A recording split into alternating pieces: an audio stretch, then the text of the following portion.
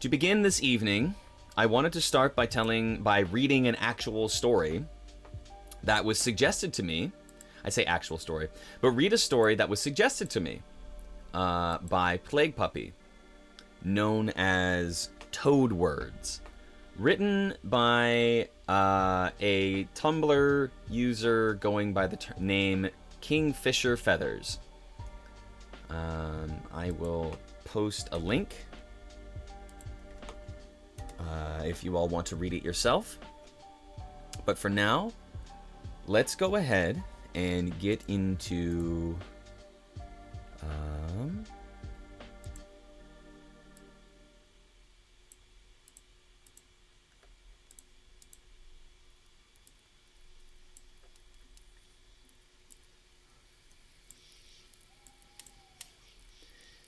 Otyrix.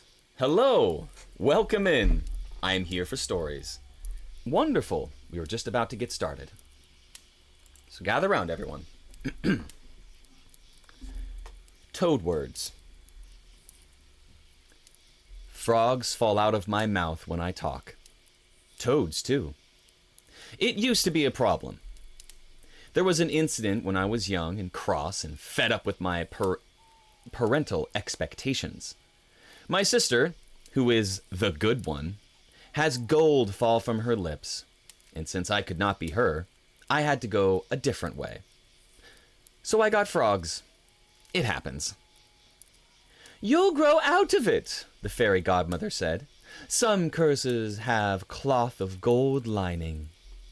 She considered this, and her finger drifted to her lower lip, the way it did when she was forgetting things. Mind you, some curses just grind you down and leave you broken. Some blessings do that too, though. What was I saying? I spent a lot of time not talking. I got a slate and wrote things down. It was hard at first, but I hated to drop the frogs in the middle of the road. They got hit by cars or dried out miles away from their damp little homes. Toads were easier. Toads were tough. After a while, I learned to feel when a word was a toad and not a frog. I could roll the word around on my tongue and get the flavor before I spoke it. Toad words were drier. Desiccated is a toad word. So is crisp and crisis and obligation. So are elegant and matchstick. Frog words were a bit more varied. Murky, purple, swinging, jazz. I practiced in the field behind the house, speaking words over and over, sending small creatures hopping into the evening. I learned to speak some words as either toads or frogs. It's all in the delivery. Love is a frog word if spoken earnestly, and a toad word if spoken sarcastically. Frogs are not good at sarcasm. Toads are masters of it. I learned one day that the amphibians are going extinct all over the world, that some of them are vanishing. You go to ponds that should be full of frogs and find them silent. There are 100 things responsible: fungus and pesticides and acid rain. When I heard this, I cried, "What?" so loudly that an adult African bullfrog fell from my lips, and I had to catch it. It weighed as much as a small cat. I took it to the pet store and spun them a little lie in writing about my cousin going off to college and leaving the frog behind. Or toad. No, it's a frog.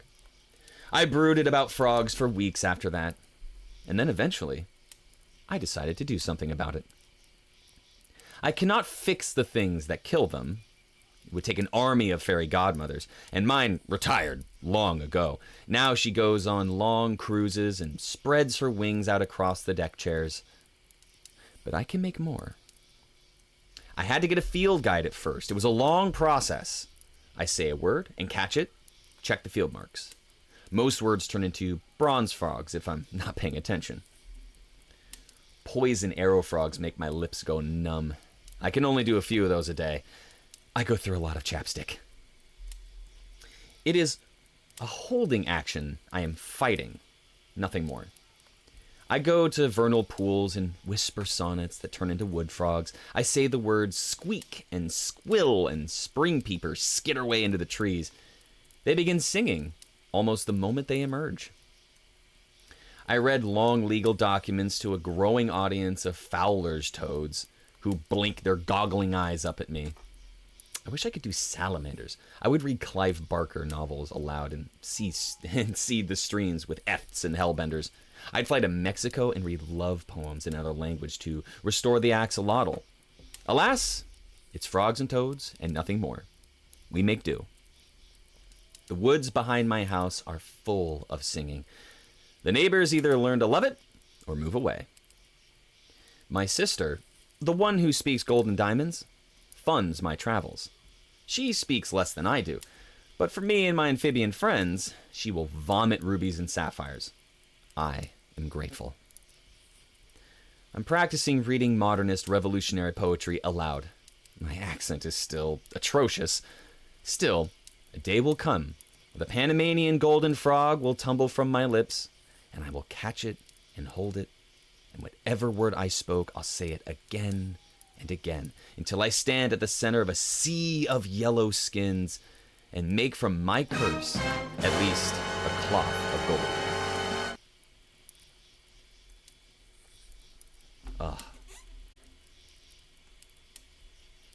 And that is Toad Words.